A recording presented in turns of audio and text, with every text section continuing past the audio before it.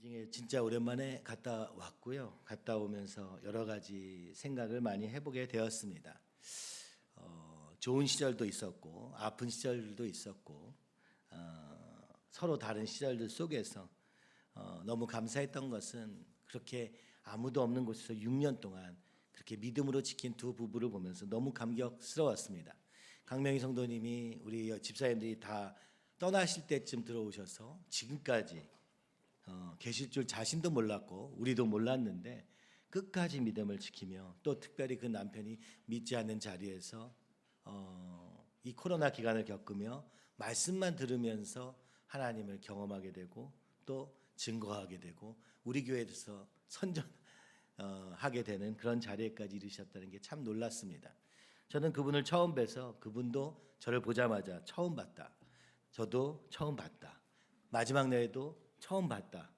그 얘기만 계속했던 것 같습니다. 화면에서 봤던 그분은 되게 작은 줄 알았는데 저보다 훨씬 키가 크셔서 180에 이르렀고 그분은 저를 보더니 생각보다 마르셨다고 얘기해 주셨습니다. 네.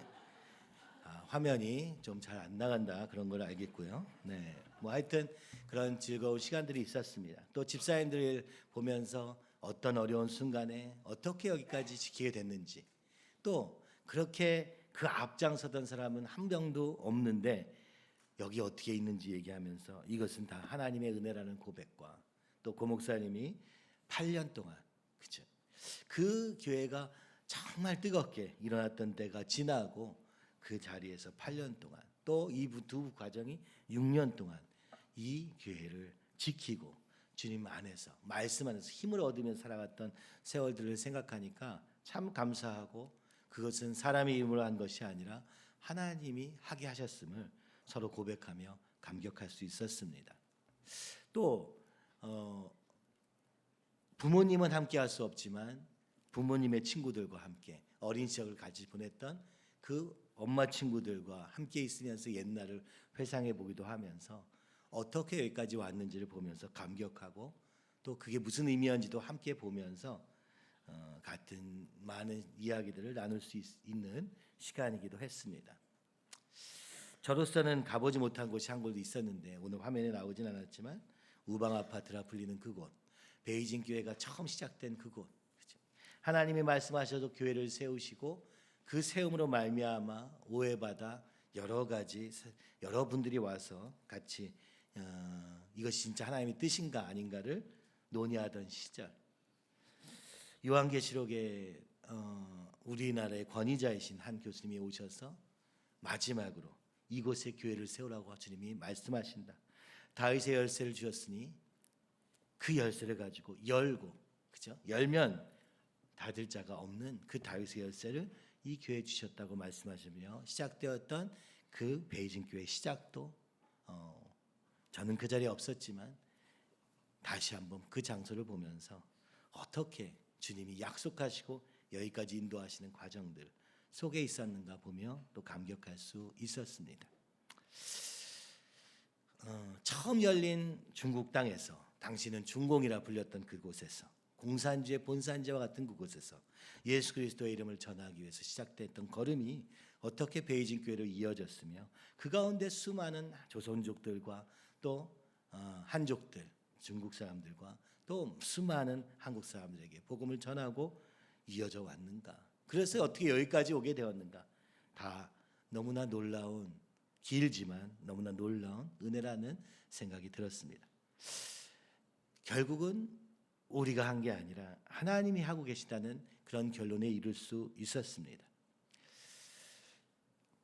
이 아브라함으로 시작되어서 오늘 본문은 마태복음의 시작은 그렇습니다. 아브라함으로부터 시작되어서 다윗으로 완성된 것 같았던 하나님의 약속과 그 나라, 곧 구약의 시대가 북이스라엘의 멸망과 남유다의 멸망으로 끝났습니다. 구약의 그 믿음의 영혼들도 하나님의 도우심 가운데서도 잠깐 임했던 성령님의 감동으로도 하나님 나라가 세워지기도 했으나 그것은 완전하지 못하였고 결국 무너졌습니다. 그것은 바벨론에 의해서 무너진 것이 아니라 성경은 우리에게 말씀하는 것은 바로 내 안에 남겨진 나로 인하여 하나님의 약속을 믿지 못하고 순종할 수 없는 죄로 인하여 무너졌음을 구약의 마지막 부분은 적고 있습니다. 그렇게 무너진 이스라엘, 그렇게 사라진 이스라엘, 그리고 400년간 하나님은 말씀하지 않으셨습니다. 그러던 어느 날 마태복음은 이렇게 시작하는 것입니다. 아브라함과 다윗의 자손 예수 그리스도의 계보라. 아브라함의 자손이고 다윗의 자손이고 그 구약의 그 하나님의 약속에 의해서 이루어졌던 이스라엘의 시작 아브라함, 그 가장 정점이었던 왕으로 세워졌던 다윗의 자손인 예수 그리스도, 그 예수는 그리스도시다. 그 예수는 메시아이시다. 그 예수는 구약에서 예언했던 그분이다. 바로 그분이 오셨다. 그분의 이야기다. 그분의 시대다. 이렇게 선언하며 마태복음은 시작합니다. 예수님으로 인해서 다시 시작된 하나님의 나라, 아니 정확히 말하면 이제야 진짜가 시작된 것입니다. 그렇게 선포하며 신약은 문을 여는 것이죠. 진짜 하나님의 나라는 예수님으로만 시작됩니다. 오늘 우리의 삶도 예수님으로 말미암아 시작되는 진짜 믿음의 삶이 되는 2026년도 되기를 기도합니다. 진정한 기쁨의 소식은 예수님으로 시작되어 그분의 탄생의 이야기, 그것이 1장이고요. 그분이 태어나자마자 헤롯 왕이 죽이려고 했던 이야기가 2장의 이야기입니다. 그 놀라운 예수님이 태어난 것도 놀라운 기적인데 그분이 태어나자마자 세상은 그를 반기지 않았고 세상 왕들은 그를 죽이려 했습니다. 헤롯 왕은 그를 죽이려 했고 그래서 예수님은 나사렛으로 가게 되었습니다. 태어나시고 나사렛까지 가는 과정을 1장과 2장은 적고 있는 것이죠. 예수님이 실제로 이 땅에 오셨다. 그 예수님이 실제로 이 땅에 하나님 나라를 시작하게 되었다. 그러나 그 모든 과정은 말씀의 성취로 이루어졌고 그래서 동정녀 마리아에게 나셨고 말씀의 성취를 위하여 세상 왕에 쫓기듯 갔지만 바로 그것 또한 말씀의 성취였다. 나사렛 예수, 바로 그것을 위하여 잠시 헤롯 왕에게 밀리듯 한 곳으로 가게 되었다. 그렇습니다. 하나님 나라는 놀랍게 시작되었지만 세상은 그 하나님의 나라를 무너뜨리고자 하는 것입니다. 언제나 하나님의 뜻은 세상이 받아들이지 못하며 세상이 대적합니다. 하나님이냐 세상이냐, 예수님이냐 오늘 세상이냐, 끊임없이 부딪히는 역사를 우리는 계속 봐왔고 오늘 예수님의 탄생에도 이것이 나타납니다. 그리고 3장, 이것은 이제 1장에서 하나님 나라의 시작을 외쳤다면 이제 3장은 복음의 시작, 실제로 우리에게 드러난 예수님의 이야기로 시작됩니다. 복음의 시작, 이것이 진정한 기쁨의 소식이다. 그러면서 3장 이후로 예수님이 누구신가, 그분의 삶과 그분의 말을 통해서 알려주십니다. 2026년도는 이제 마태복음과 시작하게 되었습니다. 이 마태복음은 부활절에까지 이어집니다. 그분의 삶을 보면서, 그분의 말씀을 보면서, 특별히 마태가 우리에게 전하는 이분이 어떻게 우리에게 복음이 되는가를 보면서 진짜 예수님은 누구신가? 우리가 막연히 스토리로 아는 예수님 말고, 혹은 나의 기대 속에 있는 예수님, 예수님이 내 뜻대로 원하는 대로 해주시는 분이라고 착각하는 가짜 예수님 말고, 오늘 그분이 우리에게 드러내 주신 이 예수님을 따라갈 수 있는 좋은 기회가 된 것이죠. 매일의 큐티와 또 통독을 통해서, 이 마태복음을 통해서 살아계신 예수님, 진짜 예수님을 만나는 여러분 되시기를 간절히 기도합니다. 어제도 돌아오는 길에 이 마태복음을 2시간 동안, 2시간 반 동안 들으면서 다 들을 수는 없었지만 이 모든 이야기가 예수님이 누구신가 우리에게 가르쳐주기 위한 것이라는 것을 보게 되었습니다. 그래서 하루하루의 본문도 따라가야 되고, 그리고 전체적으로도 지금 마태가 우리에게 얘기하고 하는 예수님이 누구신가를, 그죠? 통독을 통해서 보고, 그래서 그 주님을 만나게 되기를 간절히 바랍니다. 먼저 이 예수님의 이야기를 시작하면서 족보가 시작됩니다. 그러면서 1장 17절에는 이렇게 얘기합니다.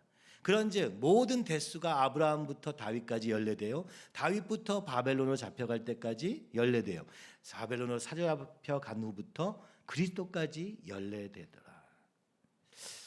이 본문을 통해서 이 족보의 등장은 무엇입니까?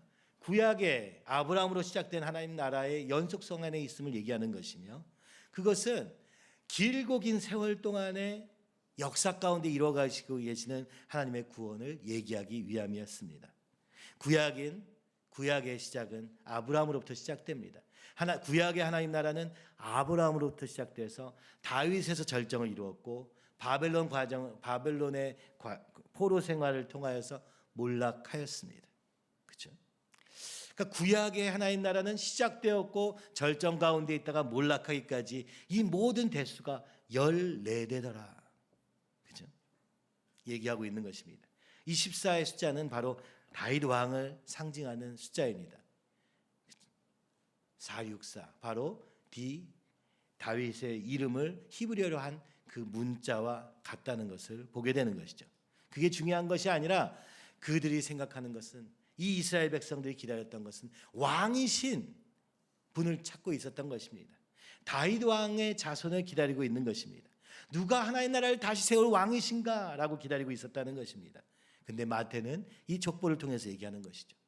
아브라함으로부터 시작되었던 하나님 나라, 그리고 다윗으로 인하여서 완전히 완성된 것 같았던 하나님 나라, 또 우리의 죄로 인하여서 무너져갔던 이 바벨론 포로 생활을 지나 이제 진정한 하나님 나라가 시작되었다고 이 족보를 통해서 얘기하고 있는 것입니다. 하나님의 역사는 우리가 원하는 것처럼 한순간에 이루어지지 않습니다.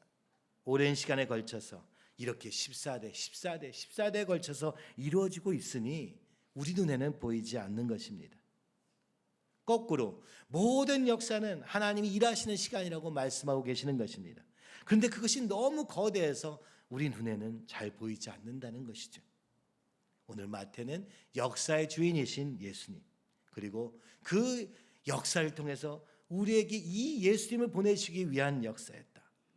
구약을 통해서 하나님 나라를 잠시 맛보게 한 후에 예수님을 통해서 진짜 하나님 나라가 시작되었음을 보여주고 있는 것입니다. 베이징의 30년간의 세월을 3일 동안 보고 왔습니다. 그 속에는 우리의 짧은 눈에 보기에는 엄청난 시작, 또 고통스러운 산고와 같은 고통의 시작도 있었습니다. 영원할 것 같았던 정점의 시작, 피크도 있었습니다. 괴롭고 아픈 그런 순간들도 있었습니다. 그러나 그 세월 모두 가운데 일하신 예수님을, 하나님을 보게 되었습니다. 그리고 우리 안에 계신 그 주님을 향한 고백도 보게 되었습니다. 그러므로 다시 오늘 이 마태복음과 같이 비록 우리가 시작하고 우리가 이룬 것 같고 또 무너진 것 같은 순간을 반복하면서 우리는 진정한 예수님 앞에 서 있게 되었다고 믿습니다. 바로 2026년도 언제까지 우리의 힘으로 시작해서 우리의 힘으로 만들어가고 우리 때문에 몰락하는 이 우리의 나라 말고 예수님으로 인하여서 영원히 시작된 하나님 나라 가운데 들어가기를 간절히 소망합니다. 베이징의 30년 시간들도 다시 새롭게 시작하실 주님을 기대하게 됩니다. 그것을 위해서 우리 아이들을 믿음 가운데 키우며 이 아이들을 통해서 다시 북한으로, 다시 중국으로, 다시 땅끝까지 가서 제자를 삼고 세례를 베풀며 그들을 순종하도록 가르치는 그런 주님의 마지막, 이 마태복음의 마지막의 부탁의 말씀이 당장은 보이지 않지만 이루어 가실 주님을 기대하며 다시 기도하게 되었습니다. 현재 상황을 보면서 포기하거나 과거를 곱씹으며 분노하고 슬퍼할 수만은 없습니다. 오히려 예수님으로 인하여 진짜 시작되는 하나님 나라에 동참하시는 저와 여러분이 되기를 기도합니다. 그러므로 마태복음은 얘기합니다. 역사는 하나님이 인간을 구원하기 위한 구원의 역사일 뿐이다. 그분이 주관하시며 그분의 목적을 이루시는 시간이 바로 우리의 역사이다. 애굽도 바벨론도 로마도 다 영원할 것 같았지만 하나님 나라는 시간이 걸릴 뿐 영원히 이루어질 것입니다. 그 길고 장엄한 하나님의 일하심을 보고 참여하는 것이 진짜 하나님의 백성의 삶인 것이죠. 주일날 마지막 우리가 예배를 드리면서 어떻게 왔던가를 같이 들으면서 눈물도 흘리고 기뻐도 하고 다시 소망도 가지면서 시간을 보내면서 마지막 주일 무엇을 주님은 말씀하고 싶으신가? 우리는 어디쯤에 서 있는가? 혼자 기도하며 전하게 되었습니다. 이 베이징의 교회가 끝이 아니라 또 다른 시작을 위한 훈련의 시간임을 다시 한번 기억하면서 주님이 일하실 것을 기대하는 그 순간에 그렇게 전하고 있는데 김현일 선교사님 한 영상을 보내셨습니다. 강릉에서 시작하여 북한을 지나 중국을 지나 이슬람을 지나 이스라엘에 이르는 옛 실크로드, 언제나 있었던 그 통로를 통해서 어떻게 강릉에서 시작되는가, 그런 강릉 뉴스의 내용이었습니다. 그러면서 기도를 보내셨습니다. 주님이 이 교회를 통해서 이루고자 하시는 그 뜻이 강릉에서부터 시작되어 북한으로, 중국으로, 또 이슬람으로, 이스라엘로 땅끝까지 전해지기를 기도합니다 하면서 보내시는 그 영상을 보며 제 마음속에 이것도 하나님의 응답이 아닌가, 확신이 없는 그 순간에 또 선교사님의 영상을 보며 맞구나, 언제나 이 역사는 하나님의 역사이며 이 모든 것은 하나님의 일하심이라는 그런 믿음을 더욱 붙잡게 되는 시간이 되었습니다. 로마가 길을 닦았지만 그 로마의 길은 영원한 로마 제국을 위해 사용되지 못하고 복음을 전하는 길로 사용되었던 것처럼 우리의 모든 삶의 수단과 또 심지어 아시안 하이웨이라고 불리는 이 모든 것들도 복음을 전하는 길이 되기를 간절히 기도하였습니다. 그러면 이 나라는 어떻게 시작됩니까? 1장 21절은 예수님의 탄생과 더불어서 이렇게 얘기합니다.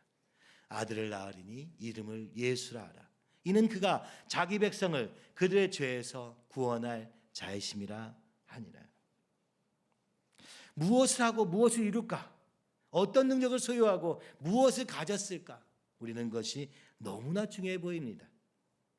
찰나의 시선으로 바라보니 자신을 보고 때로는 우월감을 느끼며 때로는 열등감을 느끼며 남과 경쟁하며 세상이 주어지는 그 길을 향해서 열심히들 뛰어가고 있는 것입니다. 그러나 인생의 진짜 문제는 예수님이 오신 이유는 자기 백성을 그들의 죄에서 구원할 자이심이라 말씀하십니다. 죄에서 구원할 자, 예수님이 우리를 건지셔서 우리를 새롭게 시작하게 하시고 그뿐만 아니라 우리를 지으신 목적, 하나님의 형상을 회복하여 하나님의 사람으로 만드셔서 땅을 정복하고 다스리는 하나님의 종으로, 하나님의 자녀로, 하나님을 향한 하나님의 대리 통치자로의 삶을 하기로 원하시느며 바로 그것을 위해서 오늘 예수님은 우리의 진정한 롤 모델로 보내셨다고 말씀하는 것입니다. 1장 23절에 이렇게 말합니다. 보라, 처녀가 잉태하여 아들을 낳을 것이요 그의 이름을 임마누엘이라 하리라. 이사야 선지자의 예언대로 태어나신 이 땅에 오신 예수님, 그분은 우리를 죄에서 건지실 뿐 아니라 영원히 함께 하시며, 임마누엘, 영원히 너희와 함께 하리라. 영원히 함께 하시며, 그렇죠? 잠깐 성령의 역사로 말미암아 이루어졌던 구약의 역사와 달리 영원히 함께 하시며 우리를 통해서 하나님 나라를 참여시키실 뿐만 아니라 건지셔서 안으로 끌어오실 뿐만 아니라 함께 이루어가는 영광도 누리게 하시겠다고 말씀하고 계시는 것입니다. 구약의 역사와는, 구약의 하나님 나라는 비교할 수 없는 신약의 하나님 나라가 어떻게 이루어지느냐? 이 예수님이 우리를 죄에서 건지시고 영원히 함께 하심으로, 그러므로 우리의 목표와 모양이, 우리의 사명과 인격이 예수님 닮을 때, 그죠? 이분처럼 살 때 일이 이루어질 것임을 우리에게 보여주시기 위해서 오셨다는 것입니다. 여러분, 그래서 마태복음을 통해서 우리가 예수님을 보면서 나도 예수님처럼 살겠구나, 그것이 이 땅에 오신 목적인 것입니다. 세상에 뭐 이런저런 논리를 가지고 살지 마시고 오늘 예수님의 말씀과 그분의 삶을 닮아가는 저와 여러분이 되기를 간절히 바랍니다. 자, 그러니까 인간의 문제가 죄의 문제라는 것입니다. 그것 때문에 이 나라가 정말 구약의 믿음의 영웅들이 열심히 그죠?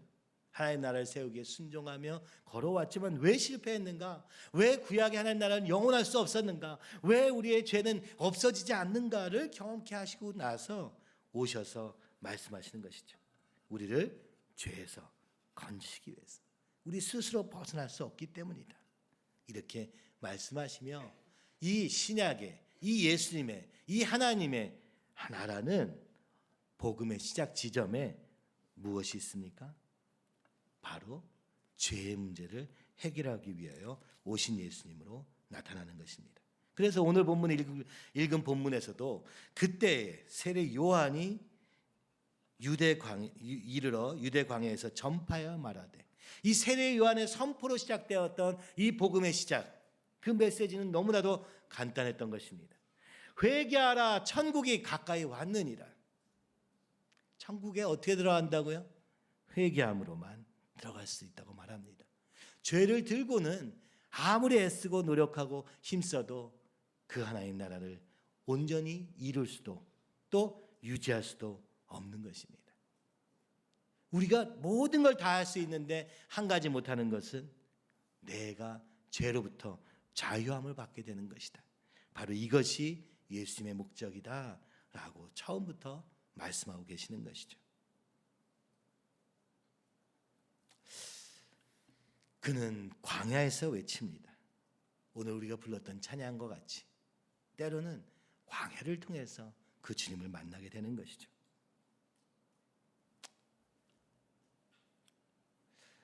마태복음 전반에 걸쳐서 이미 말씀하신 구약의 말씀들이 예수님의 걸음과 함께해서 성취되는 것을 보여주십니다. 무엇을 보여주시는 건가요? 지난 4,000년의 역사 동안 이루어졌던 일이 이제 이 예수님을 통해서 33년 만에 완성될 것을, 3일 만에 완성될 것을, 십자가와 부활로 완성될 것을 말씀하고 계시는 것입니다. 무슨 얘기입니까? 이 하나님은 역사의 주인이실 뿐만 아니라, 그렇죠? 말씀하시는 하나님이라고 말씀하고 계시는 것입니다.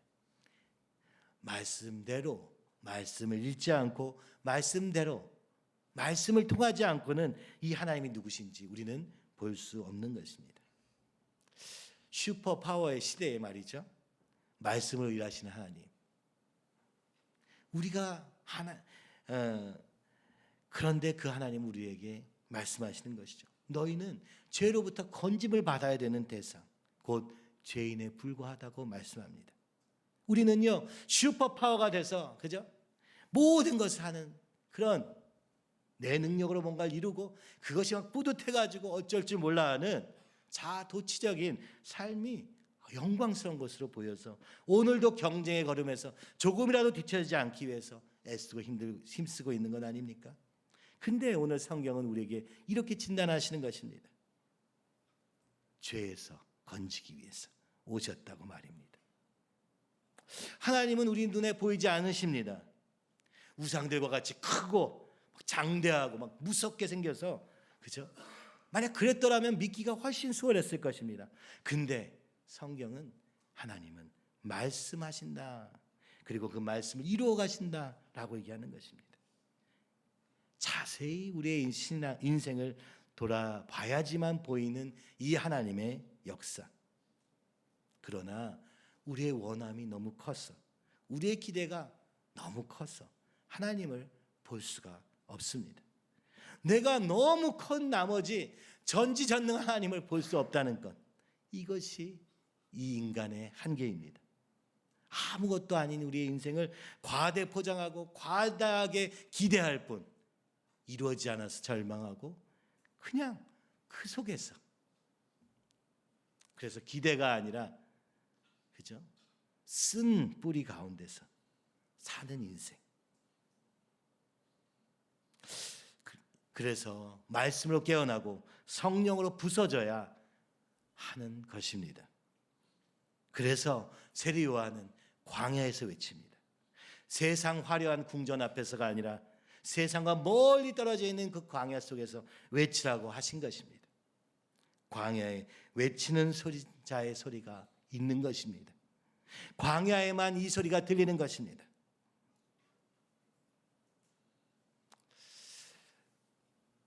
요즘에 고대 근동에 대한 관심 때문에 제가 무신론자들의 얘기도 굉장히 많이 열심히 보는 사람이거든요. 다큐도 많이 봤고 그들이 뭐라고 주장하길래 하나님 없다고 주장하는가, 그들의 근거는 무엇인가 저는 많이 봤습니다.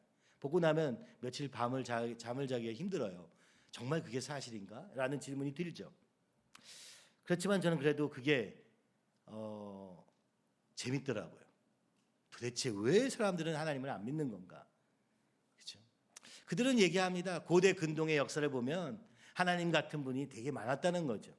왜냐하면 우리가 창세기가 쓰여진 1장은요, 1장부터 9장은 원역사, 바로 신화와 같이 우리는 상상할 수 없는 아주 오래전에 쓰여진 책이기 때문에, 그죠? 우리 곰이 마늘을 먹고 사람이 된 것보다 훨씬 전에 오래된 얘기이기 때문에, 그죠? 그와 같은 시기에 쓰여진 얘기이기 때문에 도대체 무슨 말을 하는 건지 우리는 이해할 수 없습니다. 문화적 차이로 인해서 말이죠. 그래서 이거는 어느 종교에도 있었다, 이거는 저 고대 어디에 거기서 온 짜집기한 가짜다, 이런 얘기들을 하는 것들을 정말 많이 들었습니다. 근데 이번에 고대 근동에 전문적으로 연구하신 그분의 이야기를 들으면서 제가 조금 알게 된 것이 있었습니다. 그 고대 근동의 신화들과 그리스 헬라 신화는요 아주 최근 얘기예요. 오늘날 그리스 신화의 근거에서 영화를 만들고 문화를 만들고 헬라 문화를 만들어가는 세상 아닙니까? 그죠? 마블의 시리즈도 보면 다 그리스 신, 제우스니 뭐니 하는 신들로 이루어진 신화의 이야기 아닙니까? 그건 아주 최근 이야기입니다. 그죠? 창세기보다 훨씬 최근이고 그보다 더 오래된 얘기들도 있다는 거예요. 근데 무슨 차이가 있느냐? 한 가지 차이, 아주 결정적인 차이. 성경의 이야기와 다른 모든 신들의 이야기와 다른 한 가지가 무엇이냐라고 얘기하는데, 그것이 보면서 너무 많이 느껴졌습니다. 뭐냐? 슈퍼파워가 등장하지 않는다는 겁니다. 인간이 신이 아니라는 것입니다. 인간은 선악과를 따먹는 죄인으로 묘사된 유일한 이야기라는 것입니다. 우리는요 제우스 신과 같이, 그죠? 저는 혼자 이런 생각도 해봤어요. 마이다스의 손 생각나십니까? 만지기만 하면 다 금으로 바뀌어요. 얼마나 좋을 것 같습니까? 여러분 얼마나 좋겠습니까? 그렇게 돈돈돈한 세상에서 만지기만 하면 이것도 금으로 바뀌고 이것도 금으로 바뀌면 얼마나 좋겠습니까? 근데 혼자 생각하다가 그러면 우리 아이들을 안을 수는 없는 것입니다. 우리 아이들에게 손댈 수 없는 것입니다. 걔도 금으로 바뀔 것이기 때문에 그렇습니다. 금이란 무엇입니까? 그들은 특별한 능력을 가졌지만 그것이 결국 저주가 되는 이야기가 바로 온 세상 신의 이야기입니다. 그러나 성경은 이렇게 말하는 것이죠. 인간은 본질적으로 죄인이어서 지으신 하나님조차 배반하는 존재였다고 그린 그것이 너무나 다른 얘기다라고 얘기하는 것이죠. 오늘 예수님이 이 땅에 오셨습니다. 헤로드 왕이 죽이려고 합니다. 어떻게 하겠습니까? 내가 진짜 능력이 있으면 어떻게 보여주겠습니까?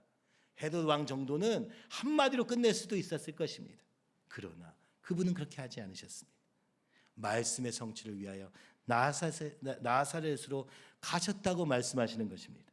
아니 무슨 하나님이 도망 다니냐 말이죠. 또 창세기 이야기에는 하나님이 보여지지가 않습니다. 바람과 같이 지나가는 성령처럼 루하, 성령으로 나타나신 것이죠. 보이지 않는 하나님. 한때 동남아에 가면은 힌두교를 믿는 사람들이 있습니다. 그들의 예배당을 지나가면서 너무 놀란 게 벽화가 온갖 잔인한, 그죠? 19금의 그림으로 가득 차 있는 것을 보게 됩니다. 잔인하고 지저분한 그림들로 가득 차 있습니다. 근데 그게 그들의 신이라는 겁니다. 무서워서 믿게 만든다는 것이죠. 오늘 우리 하나님은 보이지도 않습니다. 그러니 얼마나 어렵습니까? 그렇죠? 그러나 얼마나 그분이 진짜 하나님이신지 오늘 모든 이야기를 도와도 볼 수 있는 것이죠. 여러분, 마태복음을 통하여서 이 보이지 않으나, 그죠? 오늘 우리를 사랑하셔서 죄로부터 건지시는 그 주님의 역사를 보게 되기를 간절히 바랍니다. 세례 요한도 지금 광야에서 외치는 것입니다. 외쳐서 무슨 소용이 있습니까? 회개하라, 천국이 가까이 왔느니라. 5절에 보니까 이때 예루살렘과 온 유대와 요단강 사방에서 다 그에게 나왔습니다. 세례 요한에게 이 말씀을 전했을 뿐인데, 이사야의 예언대로 그가 전했을 뿐인데 사람들이 다가옵니다. 참 놀랍죠? 그 좋아하는 궁정과 화려한 도시를 버려두고 광야까지 와서, 그죠? 이 세례 요한의 음성에 반응하는 그들, 자기들의 죄를 자복하고 요단강에서 그에게 세례를 받더니, 참 신기한 일 아닙니까? 내가 죄인인지도 몰랐는데, 그렇죠? 그 음성을 듣고 그들은 다 나와 자기들의 죄를 자복하고 세례를 받았습니다. 오늘 올해의 말씀, 이 마태복음 28장 마지막 절에 있는, 그렇죠? 이 말씀 아닙니까? 가서 제자를 삼고 세례를 주고 가르쳐 지키게 하라. 세례 요한이 했던 것 같이 가서 말씀을 선포하고 그 말씀 앞에서 죄를 자복하고 회개하는 자, 돌이키는 자, 방향을 바꾸는 자에게 세례를 주고 그들로 하여금 말씀에 순종하도록 하게 하라. 이게 예수님이 우리에게 남기신 마지막 부탁이셨습니다. 아니, 명령이셨습니다. 놀라운 일이 벌어진 것입니다. 광야에서 외치는데 사람들이 몰려와서 죄를 자백하고 세례를 받음으로 새롭게 함을 받아. 이런 놀라운 역사가 3장에서 딱 이루어지는 것이죠. 그러면서 하나님은 말씀하시는 것이죠. 이것이 천국이다. 이것이 천국이다. 그렇죠? 이래야 천국에 갈 수 있다. 근데 그 자리에 요한이 7절에 보니까 많은 바리새인과 사두개인들이 세례 베푸는 대로 오는 것을 보고 이르되, 독사의 자식들아, 누가 너희를 가르쳐 임박한 진노를 피하라 하더냐. 아니, 근데 그 많은 사람들이 나오는 와중에 바리새인과 사두개인들, 곧 구약의 하나님 나라를 꿈꾸던 자들, 그리고 그것대로 열심히 애써서 힘써왔던 자들, 나름대로 말이죠, 그런 자들이 와서 세례를 받으려고 했더니 오히려 욕먹습니다. 책망합니다. 누가 너희를 가르쳐 임박한 진노를 피하라 하더냐. 이 말을 들어보면 이들이 알고 있었던 거예요. 심판을 피하려고 온 것입니다. 하나님이 무서워서 온 겁니다. 그렇죠? 근데 그러면서 뭐라고 얘기합니까? 그러므로 회개에 합당한 열매를 맺고 속으로 아브라함이 우리 조상이라고 생각하지 말라. 그들은 아브라함이 우리 조상이야. 아브라함이 우리 직계 조상이야. 그러므로 나는 하나님의 자녀냐. 그러므로 이 하나님 나라에 난 들어갈 자격이 충분히 있고, 회개하라고 하니까 나는 회개할 거야. 아니, 세례를 받으라고 하니까 받을 거야 하고 온 거예요. 근데 세례 요한은 그들의 중심을 깨뜨려 봅니다. 너희는 임박한 진노를 피하기 위해서 온 것이다. 근데 너희의 삶은 회개에 합당한 열매를 맺지 않고 있다. 정말 인생의 방향을 바꿨다면 우리의 삶에 합당한 열매가 맺혀져야 되는 것입니다. 합당한 열매가 없으면서 말로만, 혹은 내가 원래 이런 사람이야 라는 자기 믿음으로 다가오는 걸 보고 세례 요한은 책망하는 것이죠. 아브라함이 자신의 조상이라고 말하면서도 자신의 삶에는 순종이 없는 것입니다.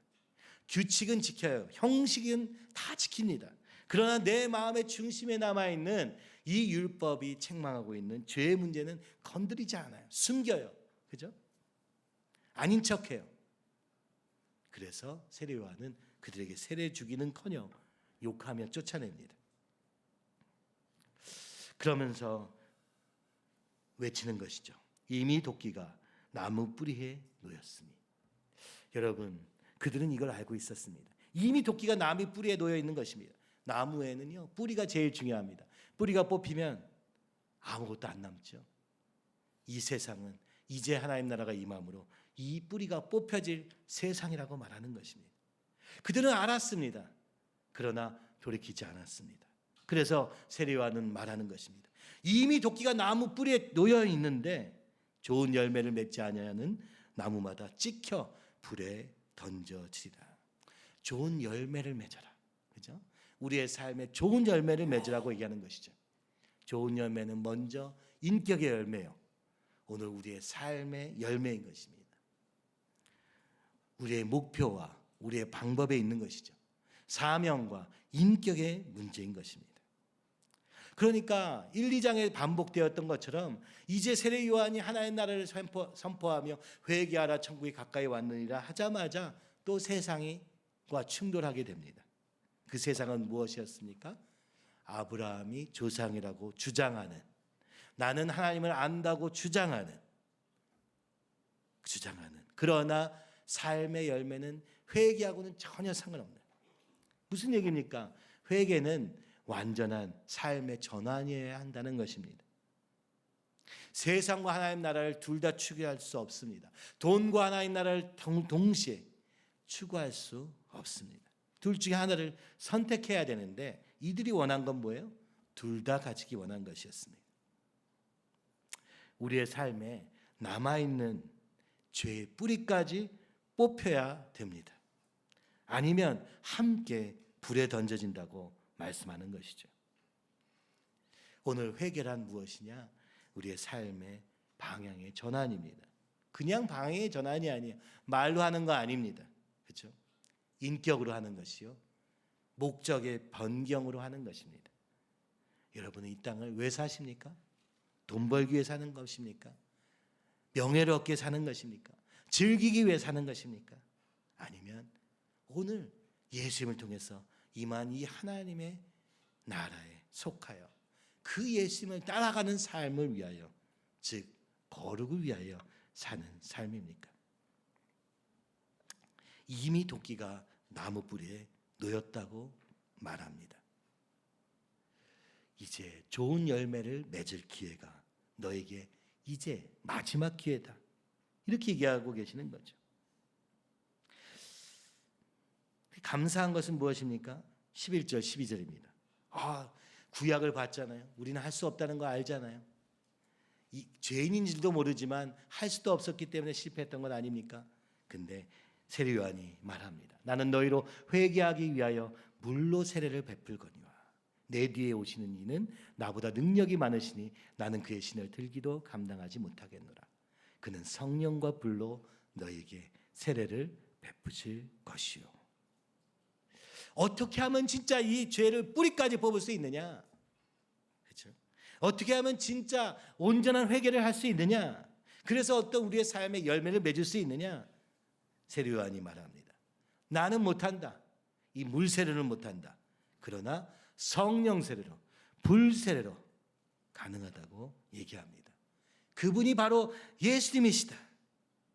예수님을 믿음으로 말미암아 오늘 성령께서 우리 안에 임하실 때 성령의 불로 우리의 마음을 불태워서 우리의 온갖, 그죠? 개똥 철학들을 다 불태워 버리시고, 그죠?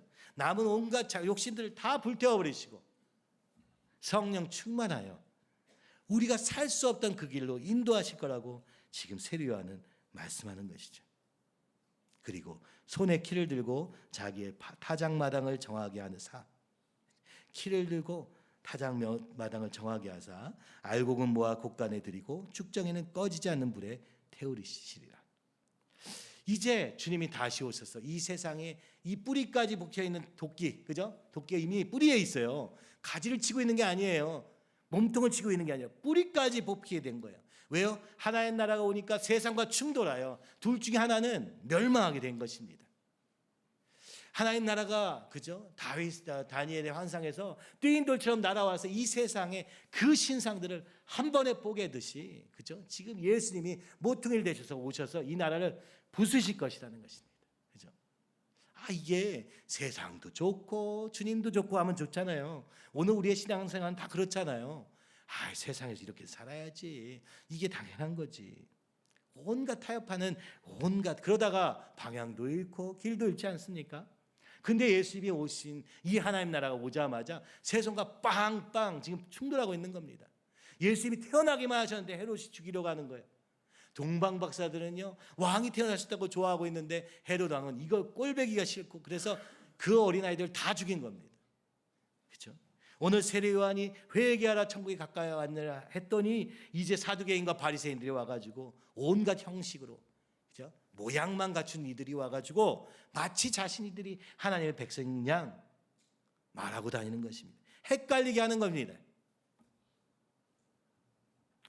그래서 이것을 우리는 할 수 없다는 것이죠. 오늘 성령 세례로 말미암아 예수님을 믿음으로 말미암아 그죠? 예수님이 오셔서 그래서 오신 겁니다. 오셔서 그분이 삶을 통해서 보여주시는 거예요. 하나님의 형상을 닮은 자는 어떻게 살아야 되는가를 보여주시고 말씀하시며 가르쳐 주시고 그죠? 그러고 계시는 것입니다. 이게 마태복음의 이야기라는 거예요. 우리가 지금 오늘 결론 낼 수는 없지만 마태복음을 따라가 보면서 나는 어디쯤에 있는가? 나는 어떻게 살고 있는가? 주님은 어떻게 말씀하고 계시는가? 여러분 이거를 계속 충돌하면서 보시기 바랍니다. 그리고 그 가운데서 진짜 하나님을 선택하는 여러분이 되시기를 바랍니다. 우리 스스로는 나를 볼 수도 없으니까 말씀 앞에서 깊이 나를 돌아보면서 스스로 깨달을 수 없는 교만과 세상 사랑에서 벗어나게 되기를 간절히 기도합니다. 아멘? 예. 왜 갑자기 그죠? 조금 걱정이 되나요? 예. 베이징도 갔더니 우리 그 두 가정이 너무너무 무서워하고 서울에 오는 걸 두려워하고 있었어요. 왜 그러냐? 고목사님도 혼나는데 막 그래죠. 그래서 우리는 끝장났다 말했어. 자, 좋은 자세다 그랬습니다. 그러나 두려워할 필요 없다. 여러분 왜 그렇습니까? 오늘 우리가 벗어나야 자유롭게 되는 것입니다. 벗어나야 주님을 만나게 되는 것입니다. 그죠? 회개는 오늘 주님을 만나는 지름길인 거예요. 그죠? 예수님이 우리에게 회개하게 하신 게 얼마나 큰 은혜입니까? 이미 나무에 이 세상 나무의 뿌리에 도끼가 딱 찍혀져 있는데 말이죠. 네? 주님이 오시지 않았더라면 깨닫지도 못한 채 그 속에서 죽어갈 수밖에 없는 멸망당할 수밖에 없는 그런 죄인인 우리를 위해서 예수님이 오신 것입니다. 1장에서도 얘기하십니다. 임마누엘이 하리라. 내가 너희와 영원히 함께하리라. 아니 우린 죄인인데요. 마태복음 28장에도 말합니다. 내가 너희와 영원히 함께하리라. 오실 때도 영원히 함께하리라 약속하시고 가실 때도 영원히 함께하리라 약속하신 주님. 주님 나 같은 죄인에게 왜 나와 함께 하십니까? 이해할 수가 없는 그 사랑의 주님이 우리와 함께 계시면서 성령으로 세례를 주셔서 성령으로 말미암아 말씀과 성령으로 말미암아 예수님 같은 삶, 예수님 닮은 삶, 그런 인격과 그런 사명의 삶으로 다른 영혼을 구하는 삶으로 세상을 구원하는 삶으로 인도하시겠다고 약속하고 계시는데 그죠? 그저 우리는 주님 도와주세요. 주님 내 안에 오셔서 주인 되어주세요. 또 제가 실패했습니다. 주님 저를 붙잡아 주세요. 주님 성령으로 새롭게 하셔서 내 힘으로는 할 수 없사오니 다 불태워 주시고 새롭게 하여 주시옵소서. 그죠? 회개는 단순한 후회가 아니라 세상으로 달려간 걸음을 멈추고 이제 주님께로 향하는 것입니다. 근데 하나님과 세상과 그죠? 예수님과 돈이 그것이 함께 할 수 없기 때문에 반대로 가야 되는 어려움이 있는 것이죠. 이제 세상으로 가는 과정을 멈추고 반대로 돌아서서 주님께로 나아가는 그 시작. 이것이 하나님 나라의 시작이라고 말씀하는 것입니다. 오늘 예수님을 믿음으로 말미암아 그분의 말씀에 순종하고 따르는 제자의 삶을 통하여서 그죠? 주님이 기뻐하실 때 우리 가운데 아주 강력하게 임하셔서 성령 충만을 허락하시고 그 힘으로 말미암아 살게 되는 그런 놀라운, 그래서 구약에서는 다윗도 온전하게 살 수 없었던 그것이 나 같은 사람도 성령으로 말미암아 성령 충만으로 말미암아 살 수 있는 가능성이 우리에게 열렸다는 것입니다.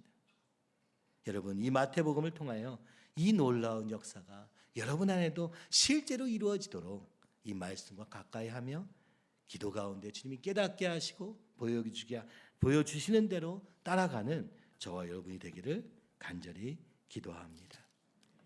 이제 더 이상 내 나라는 좀 끝이 나고 영광스러운 주님의 나라, 예수님의 나라가 우리 마음속에, 우리 가정에, 우리 교회에 온전하게 이루어지기를 간절히 기도합니다.